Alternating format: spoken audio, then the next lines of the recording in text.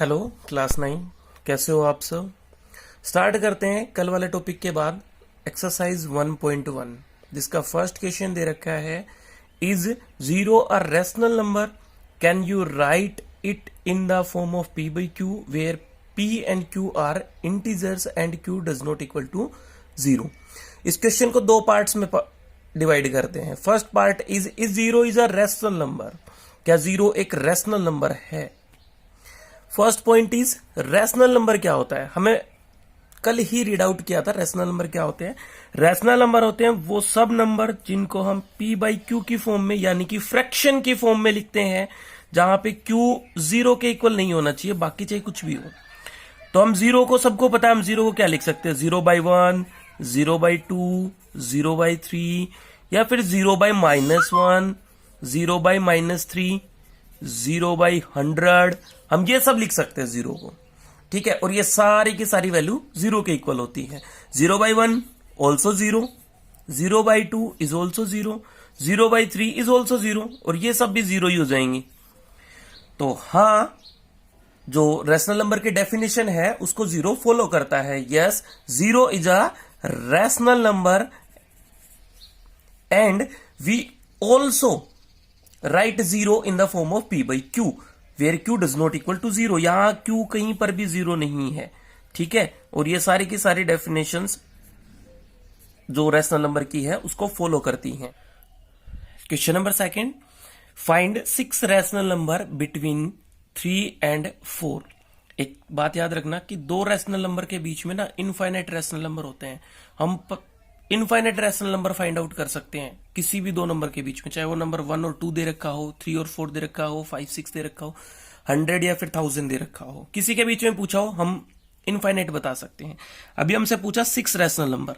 जब भी आपसे जितने भी रैशनल नंबर पूछता है, आप उससे एक ज्यादा लेके 6 + 1 यानी कि 7, और जो भी नंबर हमें दे रखे हैं, सपोज दैट 3 दे रखा है, तो 3 को 7 से मल्टीप्लाई करना है और 7 से ही डिवाइड करना है। अब ये 7 से मल्टीप्लाई किया है तो 7 से डिवाइड क्यों किया? क्योंकि 7 से 7 कट करेंगे तो ये दोनों 1 बनाएंगे, और 1 3 के साथ मल्टीप्लाई होकर वापस 3 बना देगा। इट मीन्स हमने इस 3 को बैलेंस करने के लिए 7 से मल्टीप्लाई और 7 से डिवाइड किया है। सेम प्रोसेस में हम 4 को भी 7 से मल्टीप्लाई और 7 से ही डिवाइड करेंगे।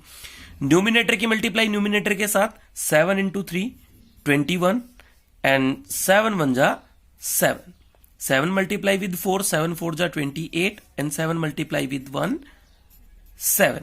अब हमारे पास 3 हम लिख सकते हैं 21/7 और 4 को लिखा जा सकता है 28/7। तो 21/7 और 28/7 इन दोनों के बीच में कितने रैशनल नंबर मिलते हैं हमें? काउंट करते हैं, लिखते हैं 22/7, 23/7, 24/7, 25/7, 26/7 एंड 27/7। 1 2 3 4 5 6। अगर हम एक नंबर ज्यादा से मल्टीप्लाई और डिवाइड करते हैं तो हमें टोटल उतने ही रैशनल नंबर मिल जाएंगे जितने नंबर पूछे गए हैं। सेम क्वेश्चन दे रखा है क्वेश्चन नंबर 3। अभी पूछा गया है क्वेश्चन के अंदर कि find 5 rational numbers between 3/5 and 4/5। अब अगर फ्रैक्शन में दो नंबर दे रखे हैं तो सबसे पहले एक चीज याद रखनी है कि इन दोनों के डिनोमिनेटर्स को हमें सेम करना होगा। अगर ये डिफरेंट दे रखे हों और अगर सेम डिनोमिनेटर दे रखे हैं तो हमें कुछ भी चेंज करने की जरूरत नहीं है। कितने रैशनल नंबर पूछे गए हैं?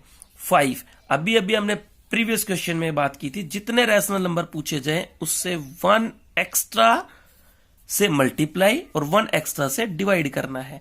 सो 3/5 को हम क्या लिख सकते हैं? 3/5 multiply with 6 and divide by 6। We got 3 6 जा 18 एंड 5 6 जा 30। Same process for 4/5, 4/5 multiply with 6 and divide by 6। 6 4 जा 24 and 6 5 जा 30. So the rational numbers between 18/30 and 24/19/30, 20/30, 21/30, 22/30 and 23/30. We can also write our answer in the simplest form or standard form. For example, 2 10 ja 20, 2 10 जा 20 and 2 15 जा 30, 3 7 जा 21 and 3 10 जा 30, 2 11 and 2 15. So new rational numbers are 19 by 30. इसको और cut कर सकते हैं, 5 2 जा 10 and 5 3 जा 15, 2 by 3, 7 by 10, 11 by 15 and 23 by 30. These 5 rational numbers between. Question number 4, true and false है. फर्स्ट पार्ट दे रखा है every natural number is a whole number. जैसे हमने कल बात की थी होल नंबर और नेचुरल नंबर के बारे में. Natural number start with 1 as so on, 1 2 3 4 5 as so on.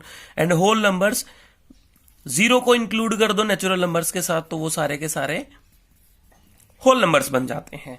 ठीक है, अब एक चीज हमने देखी, नेचुरल नंबर्स 1 से स्टार्ट होते हैं और होल नंबर 0 से स्टार्ट होते हैं. तो होल नंबर्स को क्या हम ऐसा लिख सकते हैं, 0 एंड नेचुरल नंबर्स. कल हमने एक सर्कल बनाया था, सर्कल के अंदर हमने लिखा था नेचुरल नंबर्स को अगर 0 ऐड कर दी जाए तो वो होल नंबर बन जाता है. Yes, every natural number is a whole number. That is part number 1. Part number 2, that the part number 2 is every integer is a whole number. अब इंटीजर कौन थे, कल हमने बात की थी. सबसे पहले नेचुरल नंबर्स थे स्टार्ट विद 1, उसके बाद होल नंबर्स थे स्टार्ट विद 0 और इंटीजर्स को हमने कहां से स्टार्ट किया था. इंटीजर्स वो थे जिनके अंदर माइनस वाले टर्म्स भी थे, -3 -2 -1 0 1 2 3. बट -2 -3 -1 जितने भी माइनस के टर्म्स हैं वो सारे के सारे इंटीजर्स हैं but note whole numbers. So this is false. Part number third क्या कहता है, every rational number is a whole number. अब ये भी false है, ये भी false कैसे हुआ, every rational number. अब rational number के बारे में हम क्या जानते हैं, रैशनल नंबर होता है वो नंबर जिसे हम फ्रैक्शन में लिख सकते हो, यानी p बाई क्यू की फॉर्म में लिख सकते हो, जहां पे q 0 के इक्वल नहीं होना चाहिए तो हम कोई भी लिख लेते हैं. सपोज दैट हमने लिखा 3/4. जब हमने 3/4 को लिखा तो ये p बाई क्यू की फॉर्म में लिखा हुआ है. हाँ, ये p बाई क्यू की फॉर्म में है. q does not equal to 0. Yes, q 0 के इक्वल नहीं है. So this is a rational number but 3/4 is not a whole number. 3/4 whole number नहीं है, इसलिए ये भी क्या है, फॉल्स. क्योंकि कल हमने डेफिनेशंस में इसको रीड आउट किया था कि every natural number is a whole number, every whole number is a integer and every integer is a rational number with fractions, अगर वो p बाई क्यू की फॉर्म में लिखा हुआ है. आई होप सो कि आपको समझ आया होगा.